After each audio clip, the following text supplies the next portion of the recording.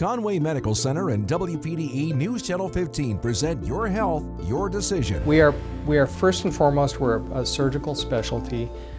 We go by a number of different names: ear, nose, and throat, ear, nose, eyes, and throat, which is an old name, otolaryngology, head and neck surgery. We also do facial plastics, but we are primarily a surgical specialty that deals with problems of the ears, nose, and throat. And that would include something as simple as placing ventilating tubes in a child's ears, performing major head and neck cancer surgery, tonsillectomy, adenoidectomy, nasal and sinus surgery, surgery on the voice box, endocrine surgery, which would include parathyroid and thyroid surgery primarily, any neck masses, and then we also do facial cosmetics. So we are all formally trained in facial cosmetics, so anything to do with forehead lifts, eyelid lifts, nasal surgery for cosmetic purposes, Botox injections, injection of dermal fillers, things like that.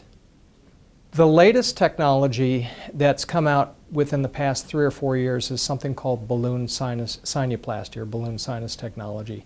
And basically it takes the same principle as the cardiologists do with the heart arteries, where we insert a tiny catheter into the tiny openings of the sinuses.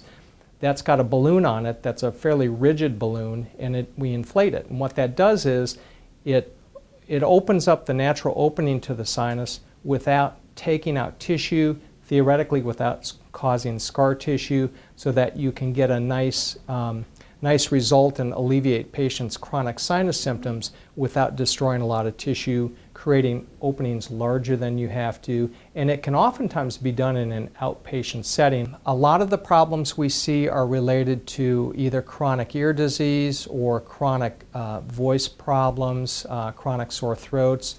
One of the things that we oftentimes diagnose that hasn't been diagnosed up until we see them is chronic reflux. Now, people commonly think of reflux as being the heartburn and indigestion with the bloating sensation, but we see what's called extraesophageal reflux.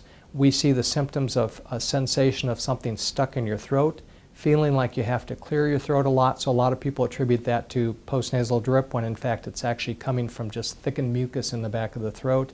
Having to clear your throat a lot, particularly in the morning, a morning cough, sometimes choking at night while we sleep.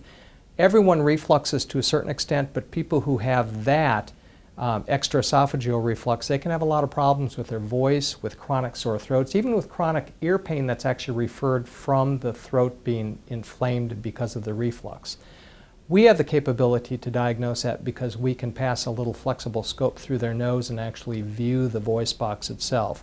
So when we make that diagnosis, and there's a questionnaire that goes along with that diagnosis, we usually put them on reflux medicines and give them a reflux handout sheet and talk about what we think the cause is, and then we see them in follow-up to see whether it's cleared up. For more information, visit us online at conwaymedicalcenter.com.